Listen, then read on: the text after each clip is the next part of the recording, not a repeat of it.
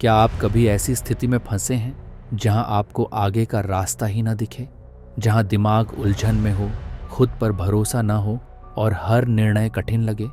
ये मानसिक अवरोध मेंटल ब्लॉक है और इससे बाहर निकलने के लिए आज हम भगवत गीता से कुछ गहरे सबक सीखने वाले हैं। एक, मानसिक अवरोध क्या है और यह क्यों होता है? मानसिक अवरोध वह स्थिति है जब हमारा दिमाग किसी डर, संदेह या नकारात्मक सोच के कारण ठहर जाता है। इस स्थिति में हम कोई निर्णय नहीं ले पाते, सही और गलत में भेद करना मुश्किल हो जाता है और हमारी उन्नति रुक जाती है। कुछ मुख्य कारण: डर, असफलता का डर, भविष्य का डर, समाज की सोच का डर, आत्मसंदेह, खुद की क्षमताओं पर भरोसा न होना, नकारात्मक सोच, मुझसे नहीं होगा, मैं पहले ही बहुत असफल हो चुका हूं, परिणामों की चिंता, अगर गलत निर्णय लिया तो क्या होगा।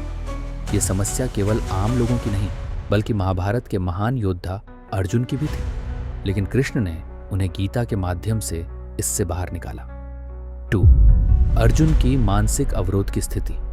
हम क्या सीख सकते हैं? महाभारत युद्ध के दौरान अर्जुन भीषण मानसिक अवरोध में फंस गए थे। युद्ध शुरू होने से पहले जब उन्होंने अपने ही परिजनों, गुरुओं और मित्रों को सामने खड़ा देखा तो उनके मन में संदेह और भ्रम पैदा हो गया। मैं अपने ही लोगों के खिलाफ कैसे लड़ सकता हूँ? अगर मैंने युद्ध किया और जीत भी गया तो इस जीत का क्या मूल्य होगा?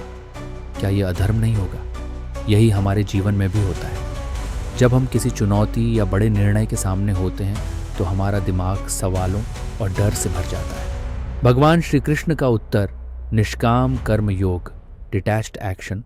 कृष्ण ने अर्जुन को बताया कि अपने कर्तव्य को पहचानो और परिणाम की चिंता मत करो। हर कर्म का उद्देश्य केवल कर्तव्य निभाना होना चाहिए, न कि फल की चिंता करना। जो बीत गया उस पर मत अटको और जो आने वाला है उसकी चिंता मत करो, केवल इस क्षण पर ध्यान दो। इसी से हमें मानसिक अवरोध से निकलने का पहला सबक मिलता है। ध्यान लक्ष्य पर रखो, न कि असफलता के डर पर। 3. कर्मयोग। मानसिक अवरोध को दूर करने का सबसे बड़ा उपाय भगवत गीता हमें सिखाती है कि कर्म ही जीवन का सार है। अगर आप किसी भी मानसिक अवरोध में फंस गए हैं तो खुद से यह सवाल पूछें: क्या मैं इस डर को खुद पर हावी होने दूंगा या इसे हराकर आगे बढ़ूंगा? क्या मैं बस सोचता ही रहूंगा या एक्शन लेकर खुद को इस भ्रम से निकालूंगा? पहला कदम, सिर्फ सोचने की बजाय छोटे छोटे कदम उठाइए। 2. कदम, जो भी करे उसमें अपना 100% दीजिए, लेकिन परिणाम की चिंता मत करिए। 3. कदम, जो बीत गया उसे भूल जाइए और सिर्फ अभी पर ध्यान केंद्रित करिए। 4. मानसिक अवरोध को दूर करने के 3 शक्तिशाली गीता उपदेश। योगस्थ, कुरु कर्माणि। योग में स्थिर रहकर कर्म करो।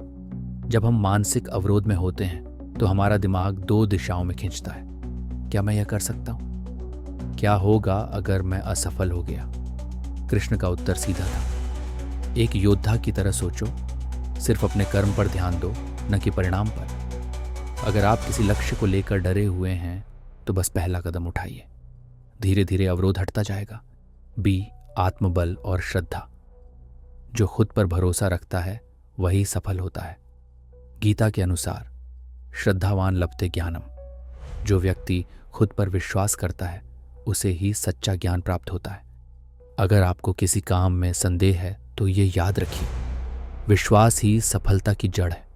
अगर आप खुद को कमज़ोर मानेंगे तो आप कभी आगे नहीं बढ़ पाएंगे। बिना विश्वास के कोई भी बाधा पार नहीं की जा सकती। सोचना बंद करें, विश्वास रखें और आगे बढ़ें। समत्वम योग उचिते। सफलता और असफलता में समान रहो। क्या होगा अगर आप असफल हो गए? यही सोचकर हम कदम बढ़ाने से डरते हैं। गीता सिखाती है कि असफलता और सफलता को समान मानो। अगर आप किसी नकारात्मक सोच में फंसे हैं तो ये समझिए कि यह भी बीत जाएगा। हर असफलता एक सबक देती है और हर कठिनाई एक अवसर बन सकती है।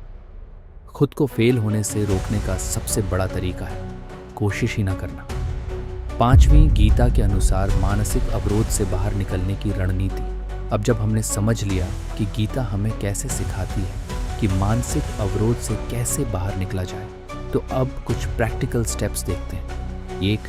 अपने डर को पहचानें, डर को लिखें। किस चीज़ से डर लगता है? इसे दूर करने के लिए छोटे छोटे कदम उठाएं। 2. निर्णय लेने की शक्ति बढ़ाएं। बार बार निर्णय टालने से मानसिक अवरोध बढ़ता है। छोटी छोटी चीज़ों में तुरंत निर्णय लेने की आदत डालें। 3. निष्काम कर्मयोग अपनाएं, कार्य करें लेकिन फल की चिंता छोड़ दें। यह आदत आपको मानसिक शांति और स्थिरता देगी। 4. ध्यान मेडिटेशन करें। गीता कहती है, मन को नियंत्रित करना सबसे बड़ी शक्ति है। हर दिन 10 से 15 मिनट ध्यान करें। यह मानसिक अवरोध को खत्म कर देगा।